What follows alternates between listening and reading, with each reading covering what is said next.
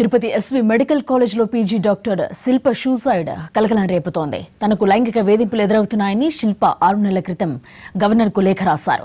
ఆయన ఆదేశాలతో ఉన్నత స్థాయి కమిటీ కాలేజ్లో విచారణ జరిపింది. నెలల తరబడి రిపోర్టును బయటపెట్టకుండా రహస్యంగా ఉంచడం వల్లే శిల్ప సూసైడ్ చేసుకుందని తోటి విద్యార్థులు ఆరోపిస్తున్నారు. ఇక ఇదే వ్యవహారంపై విద్యార్థులు స్థానిక నేతలేమంటున్నారో మా కరెస్పాండెంట్ రెహానా అందిస్తారు. సర్వేపల్లి రాధాకృష్ణన్ పుట్టిన గడ్డ ఇది. కానీ ఇవాళ ఇదే గడ్డ మీద చూసుకుంటున్నట్లయితే విద్యా వ్యవస్థ ఎంత భయంకరంగా ఉంది. కనీసం అమ్మాయిలు తమ మీద జరుగుతున్న దాడుల్ని వేధింపుల్ని కూడా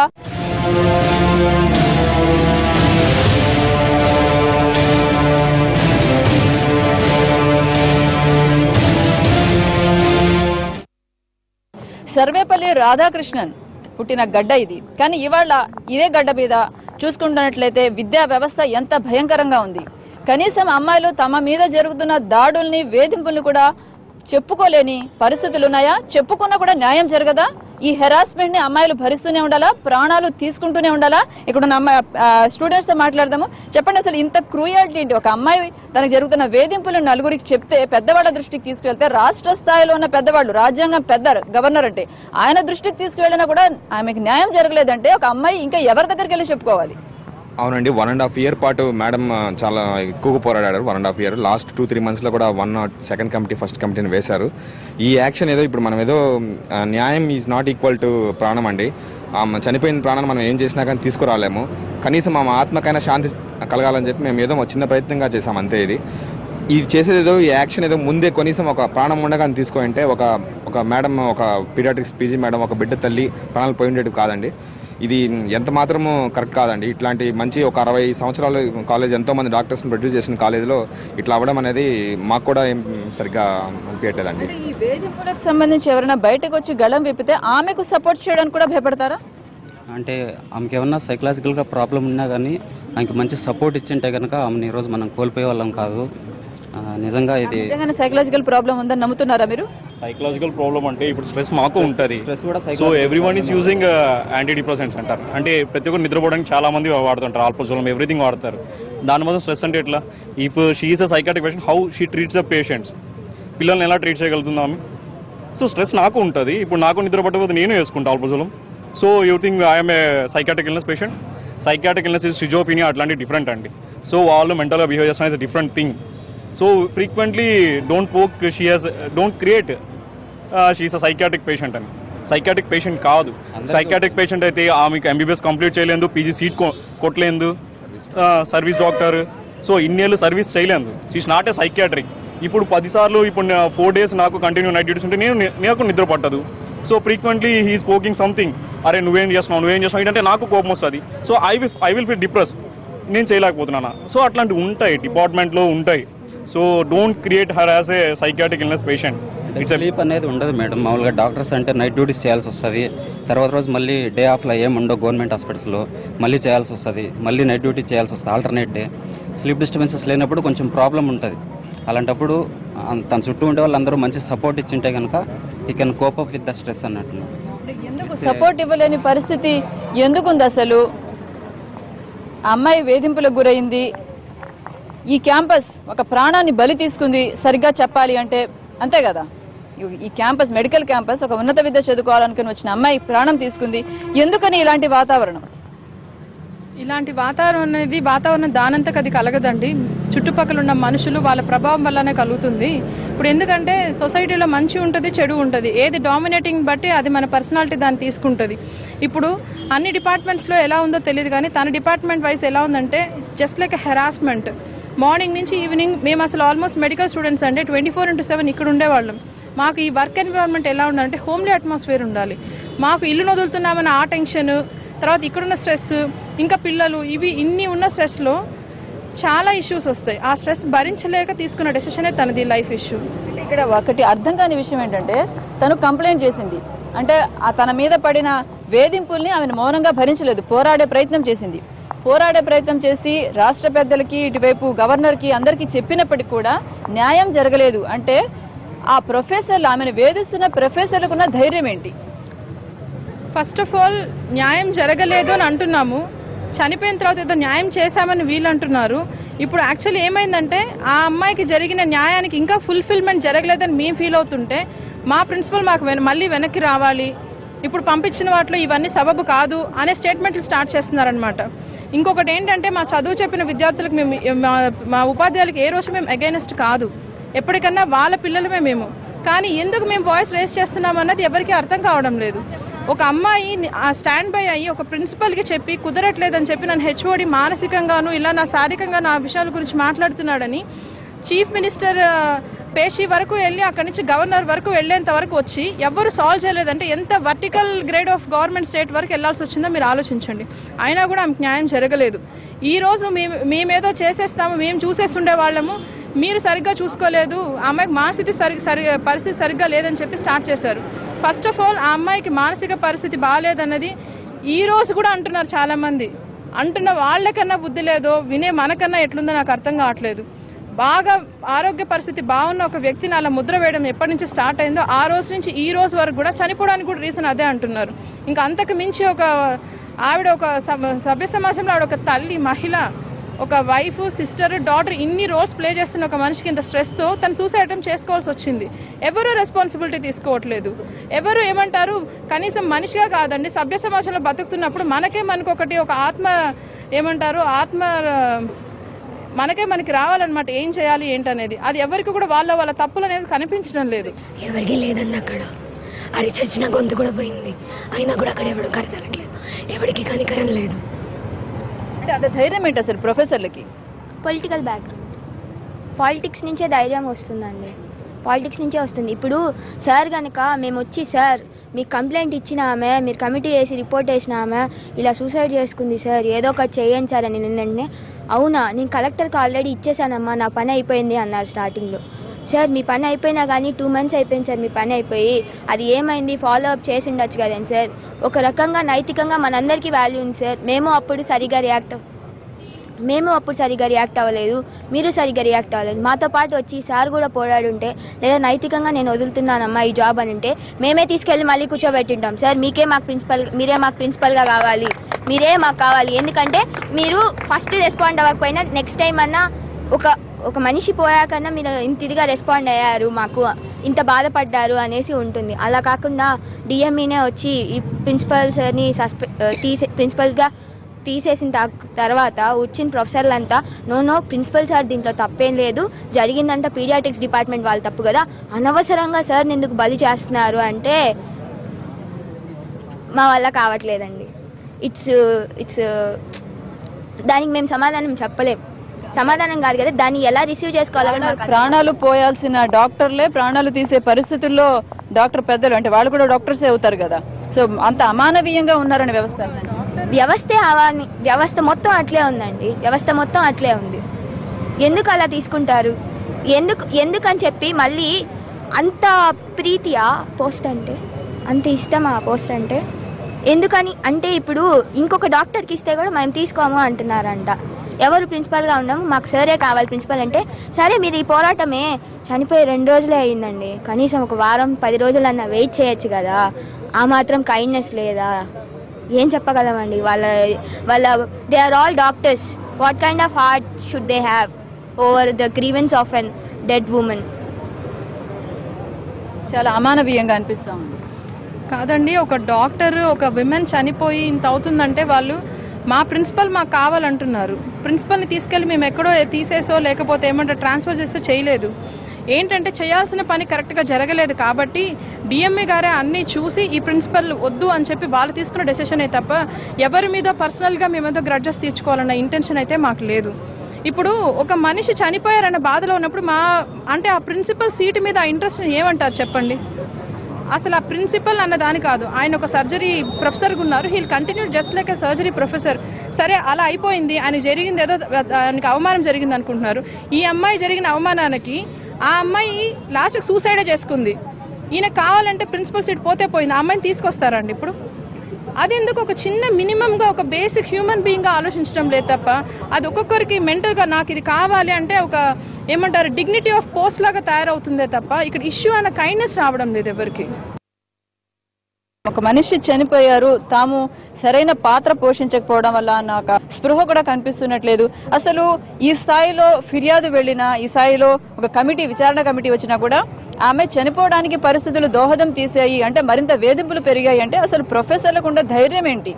ప్రొఫెసర్లకు ఉన్న ధైర్యం అంటే ముందు ఫస్ట్ ఆఫ్ ఆల్ వాళ్ళకి వచ్చి బ్యాకప్ వచ్చి ప్రిన్సిపాల్ గారు ఇలా ప్రతి హయ్యర్ పోస్ట్లో ఉన్న ప్రతి వాళ్ళు వాళ్ళకి బ్యాకప్ ఇస్తూ వచ్చారండి. ఆల్రెడీ 2 నెలల ముందు ఒక కమిటీ వేశారు, 2 కమిటీస్ వేశారు, ఫస్ట్ కమిటీ, సెకండ్ కమిటీ అనేసి.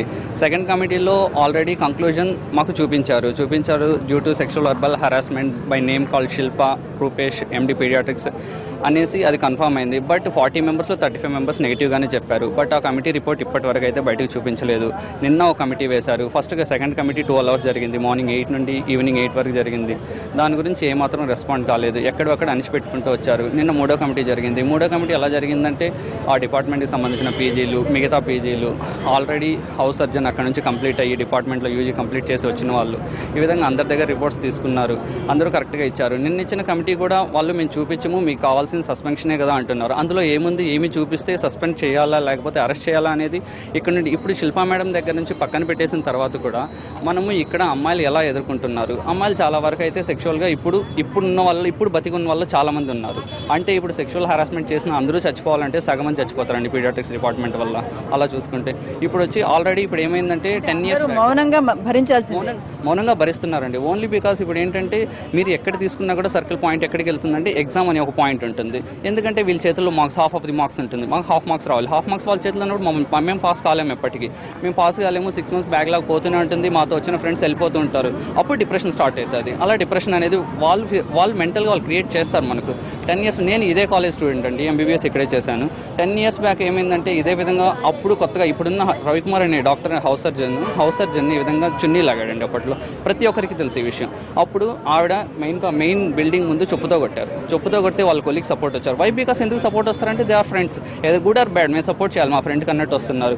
సో అదే జరుగుతుంది ఇప్పటికి కూడా. ఇప్పుడు ప్రిన్సిపాల్ గారు వీళ్ళందరూ యూజీ ఇక్కడే చేశారు, పీజీ ఇక్కడే చేశారు, అసిస్టెంట్ ప్రొఫెసర్ ప్రిన్సిపాల్ అందరూ ఇక్కడ పాతుకుపోతాం. అంటే కొత్త వాళ్ళు రానివ్వరు. కొత్త వాళ్ళని ఎవరు సపోర్ట్ చేసిన ఎవరికి? ఇప్పుడు రవికుమార్ హౌస్ సర్జన్ వచ్చి అప్పట్లో హౌస్ సర్జన్ మేడం వచ్చి సార్ని కొట్టారు. అప్పుడు వచ్చి చుట్టూ ఉన్న కొలీగ్స్ అసిస్టెంట్ ప్రొఫెసర్స్ అలా రవికుమార్కే సపోర్ట్ చేశారు. అవునండి, అలాగే సపోర్ట్ చేశారు. అంటే వాళ్ళు ఇది తప్పు అని ఎవరు పాయింట్అవుట్ చేయట్లేదు. Because they are encouraging. అప్పటి నుంచి ఎంకరేజ్ చేస్తూ వచ్చారు కాబట్టి చిన్న కలుపుముక్కలైన మహారక్షణలా తయారయ్యాడు. ఈరోజు ఒక చావుకు కారణమయ్యాడు. ఆ రోజులో మేడం కానీ ఈరోజు ధైర్యంగా ఉంటే ఇంకా చాలా జరిగేది. అలా కొట్టలేకపోతున్నారు. ఎందుకంటే ఎక్కడొక్కడ అణిచివేసుకుంటూ వస్తున్నారు. ప్రతి ఒక్కరిని సపరేట్ చేయడం, డివైడ్ అండ్ రూల్ అనేది వాళ్ళు స్టార్ట్ చేశారు. సో దట్ ఇలా అయిపోయింది. పీడియాట్రిక్స్ అనేది ఒక ప్రపంచంలో అయిపోయింది. సో దట్ అక్కడికి బయట రాకుండా అయిపోయింది. ఇప్పుడు మా క్యాంపస్లో ఏ చిన్న తప్పు జరిగినా అందరం మేము కలుస్తాం, ఎక్సెప్ట్ ఒక డిపార్ట్మెంట్ తప్ప. ఏదంటే అది పీడియాట్రిక్స్ డిపార్ట్మెంట్. ఎందుకంటే మేము బయటకు వస్తే మనం ఫెయిల్ చేస్తారు. అంటే ఇలా వాళ్ళు పుషప్ చేసుకుంటూ వచ్చారు. సో దట్ వాళ్ళు భయపడడం స్టార్ట్ చేశారు. సో ఇప్పుడు మేడం కూడా సైకాట్రిక్ అంటున్నారండి. మీరు ఇప్పుడు 4 రోజులు నైట్ డ్యూటీ చేశారు క్రైమ్ సీన్స్లో అంటే నెక్స్ట్ డే మీకు నిద్ర రాదు. ఆటోమేటిక్గా మీరు స్లీప్ టాబ్లెట్స్ వేసుకుంటారు 1 or 2 days. Like that madam కూడా స్టార్ట్ చేశారు ఎగ్జామ్ స్ట్రెస్ వల్ల. సో దట్ దాన్ని పిచ్చి అనడం తప్పండి. ఇప్పుడు పనిష్మెంట్ వేశారు, ఇద్దరు ట్రాన్స్ఫర్ చేశామన్నారు, అక్కడ సస్పెండ్ చేశామని. నిజంగానే ఇది శిల్పకు న్యాయం చేసినట్టేనా? పనిష్మెంట్ ఇంతేనా? ఎట్టి పరిస్థితుల్లో మేమైతే న్యాయం జరిగినట్టు అనుకోవట్లేదండి. ఎందుకనంటే అసలు మనం ఈ సిచ్యువేషన్ని ఇంతవరకు తీసుకురాకుండా ఉండాల్సింది. అంటే ఆమె అప్రోచ్ అయినప్పుడే అథారిటీ ఎవరైతే ఉన్నారో వాళ్ళు కరెక్ట్గా మేనేజ్ చేసి ఉంటే సిచ్యువేషన్ ఇంతవరకు వచ్చేది కాదు. ఒక నిండు ప్రాణం బలి తీసుకున్నాక ఇప్పుడు మనం చేసింది ఎంతవరకైనా తక్కువే అవుతుంది. ఇప్పుడు ఎంతమంది శిక్ష పడినా కానీ తక్కువే అవుతుంది. ఎందుకంటే మనం ప్రాణం పోయినాక ఏం చేసినా కానీ అది తక్కువే అవుతుంది. ప్రాణం పోయిన తర్వాత కూడా అసలు పనిష్మెంట్ సరిపోతుందా? ఇప్పుడున్న అమ్మాయిలో ధైర్యం ఉందా అసలు కంప్లైంట్ చేయడానికి? కనీసం ఈ సంఘటన తర్వాత అయినా ఇలాంటి సంఘటనలు జరగడం మానాలి అంటే ఫస్ట్ చట్టాల మీద, అధికారుల మీద నమ్మకం అనేది కలిగించాలండి.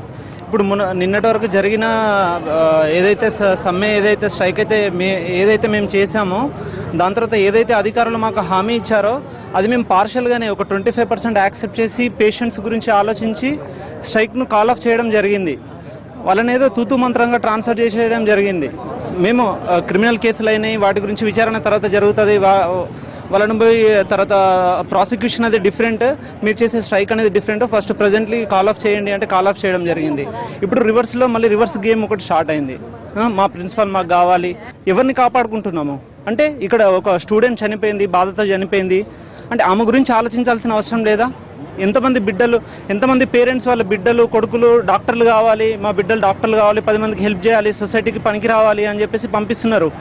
పోయి అక్కడ చావండి, వాళ్ళు ఏది చెప్తే అది వినండి, వాళ్ళు మిమ్మల్ని అబ్యూజ్ చేస్తే ఆ అబ్యూజ్ వర్డ్ వినండి, మిమ్మల్ని ఎట్లా చేస్తే అట్లా పడండి అని చెప్పేసి పంపించట్లేదు కదా. అందరూ సమాజంలో ఉన్న ప్రతి పేరెంట్స్ ఆలోచించాల్సిన విషయం ఇదండి. ఇది ఓన్లీ ఇది మా ఒక్క ప్రాబ్లమే కాదు. ఎక్కడైతే ప్రతి ఆఫీసులో, ప్రతి గవర్నమెంట్ సర్వీస్లో ఉన్న ప్రతి మహిళలు, స్టూడెంట్స్ కాంచెల్లి అందరూ ఆలోచించాల్సిన విషయం ఇది. అందరు బయటికి రావాలి, అందరు దీని గురించి మాట్లాడాలి. ఒక higher authority, law and order control చేయాల్సిన డీజీపీ కానివ్వండి, సీఎం గారు కానివ్వండి, గవర్నర్ వరకు విషయం పైన జస్టిస్ జరగలేదంటే ఇంకా ఎవరిని నమ్మాలి? అది మనం డిస్కస్ చేయాలి. ఇది ప్యానల్ డిస్కషన్ జరగాలి. దీని గురించి విచారణ ఎంతవరకు తీసుకెళ్ళాలి అనేది డిస్కషన్ చేసి మాకు జస్టిఫికేషన్ రావాలి. ఫర్దర్ దగ్గరగా వెళ్ళినా కూడా, గవర్నర్ దగ్గర వెళ్ళినా కూడా పరిష్కారం అంటే న్యాయం జరగలేదు కాబట్టి మళ్ళీ ఈ సమస్యని ఎవరు ఇంటర్వ్యూని కావాలంటారు? అంటే గవర్నర్ మళ్ళీ ఇంటర్వ్యూని అయ్యి దీనికి ఒక అంటే ఖచ్చితంగా బాధ్యతలకి కఠిన శిక్ష పడుతుంది అనే ఒక మెసేజ్ గవర్నర్ గారు ఇస్తే ఎలా ఉంటుందంటారు? గవర్నర్ గారు ఇచ్చి చట్టం మీద నమ్మకం కలిగించాల్సిన బాధ్యత వాళ్ళకి ఉంది, వాళ్ళకి అధికారం ఉంది. ఆ నమ్మకం కలిగించాలి. ప్రజలకు, స్టూడెంట్స్కి, టీచర్స్కి అందరికీ ఆ నమ్మకం కలిగించాల్సిన బాధ్యత వాళ్ళ మీద ఉంది. ఇప్పటికన్నా వాళ్ళు రియాక్ట్ అయ్యి మీకు ఆ శిల్ప గారికి కానివ్వండి, వాళ్ళ పేరెంట్స్కి కానివ్వండి, మాకు కానివ్వండి, ఫ్యూచర్లో మీకు ఇలాంటి ఇన్సిడెంట్స్ జరగవు అలాంటి భరోసా కలిగించాల్సిన బాధ్యత వాళ్ళ మీద ఉంది. కానీ ఇక్కడ జరుగుతున్న పరిణామాలు అలా లేవు. ఇంత జరిగినా కూడా పరిణామాలే మారుతున్నట్లేవు. ఇప్పుడు క్యాంపసెస్లో అమ్మాయిలకి ఒక భద్రతా వాతావరణం కలగాలంటే ఏం చేయాలంటారు? ఇట్లాంటి కీచుకులు ఉన్నంత వరకు మహిళలకి ఇలాంటి పరిస్థితి ఎదురవుతూనే ఉంటుంది. మహిళ ఎప్పుడు ఆది పరాశక్తిలాగా తిరగబడి 4 గోళ్ల మధ్య ఒక ఆయన ఏ స్థాయిలో టీచర్గా ఉండొచ్చు, లేకపోతే ఉన్నతమైన డాక్టర్గా ఉండొచ్చు, ఎవరైనా ఉండొచ్చు. ఎప్పుడైతే ఒక మహిళ పట్ల అసభ్యంగా ప్రవర్తిస్తాడో వాడిని చొక్కా పట్టుకొని వచ్చి బయటలాగి పబ్లిక్లో వీడి ఎదవా అని చెప్పి ఎప్పుడు మహిళ అనగలుగుతుందో ఆ రోజు ఈ సమాజంలో ఉన్నటువంటి ఇట్లాంటి కీచుకులందరూ కూడా బుద్ధి మారుతుంది. ఈరోజు శిల్ప అని మెంటలు, ఆ అమ్మాయికి మైండ్ సరిలేదని చెప్పినప్పుడు, ఒక మెంటలు మైండ్ సరిలేనప్పుడు 192 మార్కులు ఎలా తెచ్చుకుంటుంది అమ్మాయి? 8 మార్కుల్లో ఎలా ఫెయిల్ అవుతుంది? ఆ 8 మార్కులు వీళ్ళ చేతిలో ఉన్నాయి కాబట్టి వీళ్ళు ఫెయిల్ చేశారు. ఇప్పుడు వీళ్ళకి నిజంగా చిత్తశుద్ధి ఉంటే ఆ అమ్మాయి రాసినటువంటి మెడికల్ ఎగ్జామ్ రాసినటువంటి పేపర్లు ఈరోజు రిలీజ్ చేయమని చెప్పండి, పబ్లిక్లో పెట్టమనండి. ఆ అమ్మాయి ఎలా ఎగ్జామ్ రాసిందో పబ్లిక్ చూపించమని చెప్పండి. ఒకవేళ నిజంగా ఆ అమ్మాయి మార్కులు ఫెయిల్ వల్ల అయిందంటే మేము ఓకే, మార్కుల వల్ల అమ్మాయికి రాలేదు, చనిపోయింది అనుకోవచ్చు. ఈ రోజు మానసికంగా ఆమె ఒక స్థితిలో తీసుకెళ్లడం వల్ల కూడా కావచ్చు. నేను అదే చెప్తున్నాను. ఇప్పుడు 4 గోళ్ల మధ్య ఆ మహిళ పడినటువంటి మానసిక క్షోభ మిగతా మహిళలకి మాకెవరికి తెలియదు. ఆ అమ్మాయి ఏ రకంగా అక్కడ హింసపడింది అనేది ఆ అమ్మాయికి ఒక్కదానికే తెలుసు. ఈ రోజు ఎవరైనా ఇక్కడ లెక్చరర్ ఇవ్వచ్చు, వీళ్ళు భయపడచ్చు, మాట్లాడకపోవచ్చు, ఇంకోటి కావచ్చు. ఇది ఇక్కడ జరిగిందంతా ఏంటంటే ఆ అమ్మాయి ఇది ప్రభుత్వ హత్య. ఎందుకంటున్నామంటే గవర్నర్కి లెటర్ పెట్టింది, కలెక్టర్కి లెటర్ పెట్టింది, నారా లోకేష్ వస్తే నారా లోకేష్కి లెటర్ ఇచ్చింది, ప్రతి ఒక్కరికి దగ్గరికి పోయింది తప్ప ఆ అమ్మాయి ఒక చిన్న విషయం మర్చిపోయింది. ప్రజా సంఘాల దగ్గర, ప్రజా మహిళా నాయకురాల దగ్గర కానీ వచ్చునుంటే ఆ అమ్మాయికి ఈ రోజు న్యాయం జరుగుండేది, ఆ అమ్మాయి బతుకునేది. ఆ అమ్మాయి ఈ రోజు లేదు, నా మైండ్ స్థితి బాగుందని చెప్పి ఆ అమ్మాయి ఈ రోజు ప్రూవ్ చేసుకునే పరిస్థితి ఉంది. ఒక మైండ్ సెట్ బాగాలేనప్పుడు ఆ అమ్మాయికి గోల్డ్ మెడలిస్ట్ అట్టయింది అంటే మీరు మైండ్ సెట్ బాగాలేని వాళ్ళకి గోల్డ్ మెడలిస్ట్ ఇస్తారా? ఇచ్చిన వాడిని అరెస్ట్ చేస్తారా? ఇప్పుడు మీరు గోల్డ్ మెడలిస్ట్ ఇచ్చినాడు అరెస్ట్ చేస్తారా? చెప్పండి, దమ్ము ధైర్యం ఉందా? వాడిని అరెస్ట్ చేస్తారా? ఒక గోల్డ్ మెడలిస్ట్ అంటే ఆ అమ్మాయి తెలివితేటలు ఎంత హుందాగా ఉండాలి, ఆ అమ్మాయి ఎట్ట చదువుకో ఉండాలి. ఈ రోజు ఒక భర్త, ఒక 2 పిల్లలు పెట్టుకొని అమ్మాయి, వీళ్ళందరూ కూడా ఉండే స్టూడెంట్స్ కూడా ఆ అమ్మాయికి మానసిక పరిస్థితి బాగాలేదు, అమ్మాయితో మాట్లాడితే మేము ఎవరు మీతో మాట్లాడకూడదు అని చెప్పి పై అథారిటీ వాళ్ళతో మాట్లాడి కూడా చేస్తే ఆ అమ్మాయిని 24 గంటలు నువ్వు మెంటల్ అంటే ఆ అమ్మాయి ఎంత క్షోభ అనిపించుంటుందో ఏ ఆర్దానికన్నా తెలుసా? ఎవరికి తెలీదు. మానసికంగా ఎన్ని రాత్రులు నిద్రలేని రాత్రులు గడుపుంటుందో, ఎన్ని రోజులు భోజనం లేకుండా ఆ అమ్మాయి ఒత్తిడికి గురై ఉంటుందో, ఆ అమ్మాయి పడిన బాధ భగవంతుడికి ఒక్కడికి తెలుసు తప్ప ఇంకెవరికి తెలీదు. ఇప్పుడు న్యాయం జరిగిందా? ఇప్పుడున్న అమ్మాయిలు ధైర్యంగా ఉండగలిగే పరిస్థితి ఉందా? ఈరోజు శిల్పా గారికి న్యాయం జరిగిందని అయితే మేము అనుకోవట్లేదు. నిజంగా న్యాయం జరగాలి అంటే ఈరోజు ఇక్కడ ఉన్నటువంటి అమ్మాయిలందరూ కూడా సేఫ్గా ఉండాలి అంటే కాలేజీలో మహిళలపైన జరిగేటువంటి లైంగిక వేధింపులకి వ్యతిరేకిస్తూ కమిటీని ఏర్పాటు చేయాల్సింది. ఆ కమిటీ కూడా కమిటీ ఉంది అని చెప్తున్నారు. కానీ ఆ కమిటీ ఫంక్షనింగ్లో ఉండాలి. వీళ్ళందరికీ కూడా భరోసా ఇవ్వగలిగేటట్లు ఉండాలి. మహిళలకి ఏం జరిగినా కూడా ఆ కమిటీ వాళ్ళకి న్యాయం చేస్తుంది, వాళ్ళకి కావాల్సినటువంటి కౌన్సిలింగ్ ఇస్తుంది అనేటువంటి పద్ధతుల్లో ఉంటే తప్ప ఇక్కడ ఉన్నటువంటి మీరు చెప్పండి, స్టూడెంట్స్ తరపు నుంచి మెడికల్ కాలేజెస్లో ఈ క్యాంపస్లో అమ్మాయిలకి భద్రత ఉండాలి అంటే మీరు ఎలాంటి డిమాండ్స్ పెడతారు? అది డిమాండ్స్ ఎంతవరకు నెరవేరే పరిస్థితులు ఉన్నాయి? పేరుకు మాత్రమే కమిషన్లు ఏమంటారు విశాఖ కమిటీ ఇవన్నీ ఉన్నాయండి. అలాంటివన్నీ పేరుకు మాత్రమే ఉంటున్నాయి. అవన్నీ యాక్టివ్లో ఉండాలి. యాక్టివ్లో ఉండి ఎవరికి ఏది వచ్చినా మేము వచ్చి చెప్పుకోగలమన్న ధైర్యం కల్పించాలి వాళ్ళు. తర్వాత చెప్పిన వెంటనే ఇప్పుడు ఈ విషయమే ఉంది, వెంటనే వాళ్ళు కమిషన్ వేశారు, ఈరోజు రిపోర్ట్ 2 రోజుల్లో శిక్ష పడింది అంటే నెక్స్ట్ వాళ్ళు కూడా ముందుకు వస్తారు. అలా కాకుండా కాలయాపన చేసి ఆమె చనిపోయింది అంటే మనకు కూడా ఇదే గతి జరుగుతుంది కదా అని చెప్పి ముందుకు రారు. సో ఇదేమంటే ఫైనల్గా నేను చెప్పేది ఏంటంటే కనుక justice delayed is justice delayed. ఈ విషయంలో అదే జరిగింది. సో అలా జరగకుండా తొందరగా న్యాయం జరిగిందంటే ప్రతి ఒక్కరు ముందుకు వస్తారు. ప్రతి విషయంలో అలా జరుగుతుందండి. కాబట్టి ఏం జరగాలని మీరు కోరుకుంటున్నారు? న్యాయం అంటే ఇప్పుడు ఉందండి, మేడంకే ఉంది. 1 year బ్యాక్ చెప్పారు. 1 year బ్యాక్ చెప్పినప్పుడే 2 daysలో కనుక ఇష్యూ కనుక క్లియర్ చేస్తుంటే కనుక అయిపోయేది. ఇప్పుడు చనిపోయాక కూడా ఏమవుతుంది, ఆమెకి నిజం కరెక్ట్ సొల్యూషన్ రాలేదు. అంటే ఆమె ఆత్మశాంతి మాత్రమే చేస్తున్నాం కానీ ఆమెను తీసుకురాలేం కదా. సో కాబట్టి ఇప్పుడు వాళ్ళు చనిపోయిన దానికి కూడా ఏమంటారు బాధ్యత వహించకుండా ప్రిన్సిపల్ సార్ని సేవ్ చేయాలి అనే దాంతో చేస్తున్నారు. దీన్ని సేవ్ చేయడంతో పాటు మేము జూనియర్ డాక్టర్స్ కదా, మాకు ఎవరంటే మా పైన ఉన్న వాళ్ళు ప్రొఫెసర్స్ వాళ్ళు ఉంటారు. మాతో మాట్లాడకుండా మీకు ఎగ్జామినర్స్ ఇప్పటికి కూడా రారు, మీరు అలా చేసుకున్నారు, సరే మీరు ఇంకా మళ్ళీ మిగతా ఎగ్జామ్స్లో ఎలా అవుతారో చూస్తామని బెదిరించడాలు అవి మళ్ళీ స్టార్ట్ అయ్యాయి మాకు. సో ఇలా స్టార్ట్ అయిన తర్వాత ఇలాంటి ఎన్విరాన్మెంట్లో స్టూడెంట్స్కి ప్రెషర్ పెరగకుండా ఇంకేం పెరుగుతుందండి. సో అంటే ఈ ఉదంతం తర్వాత కూడా, శిల్ప ఉదంతం తర్వాత కూడా గ్రౌండ్ లెవెల్లో క్షేత్రస్థాయిలో పరిణామాలు ఏమి మార్పు జరిగినట్టయితే నాకు అనిపించలేదు మీరు చెప్పిన దాన్ని బట్టి. అంటే మళ్ళీ ప్రిన్సిపాల్ని మళ్ళీ అదే సీట్లో కూర్చోబెట్టడం కావచ్చు, మళ్ళీ మీరందరూ ఎవరన్నా ఎగైనిస్ట్గా వాయిస్ రేస్ చేస్తున్నారంటే మాకు ఏం జరుగుతుందో అన్న ఆందోళన మీలో ఉంది అంటే ఖచ్చితంగా మార్పు ఏమి జరగనట్టు. దీని గురించి నేను ఒక కోట్ అనోటేషన్ చెప్పాలనుకుంటున్నానండి. The forest was shrinking even but also the trees were voting for the axe because the handle which supplies, I mean the handle which holds the axe, they thought it was one of them. అంటే అడవి చిన్నదైపోతున్నా చెట్లు దాన్ని ఉన్న అవన్నీ గొడ్డలినే support చేస్తూ ఉన్నాయి. ఎందుకంటే ఆ గొడ్డలినే పట్టుకునే హ్యాండిల్ అది చెక్కతో చేస్తుంది కాబట్టి వాళ్ళు దానికి సపోర్ట్ చేస్తున్నాయి. అలా ఇప్పుడున్న సిచ్యువేషన్ కూడా అలాంటిదే. మెయిన్ అక్యూజ్డ్ పీడియాట్రిక్స్ డిపార్ట్మెంట్ అన్న కావచ్చు, కానీ దాన్ని సపోర్ట్ చేసిన మన ప్రిన్సిపలే. సో ఎవరైతే ఒక నిండు ప్రాణ బలి తీసుకున్నారో, అంటే ఒక మనిషి చనిపోవడానికి నిండు ప్రాణం బలి తీసుకోవడానికి ప్రోద్బలించారో వాళ్ళందరూ సేఫ్గానే తిరుగుతున్నట్టున్నారు. తప్పకుండా అంతే కదండి. ఇప్పుడు ఒక అబ్జర్వ్ చేశారు మనందరూ మన వాయిస్ రేస్ చేయండి, వినిపించండి గొంతు అంటే చాలామంది జంకుతున్నారు, ముందుకు రావట్లేదు. ఎందుకు?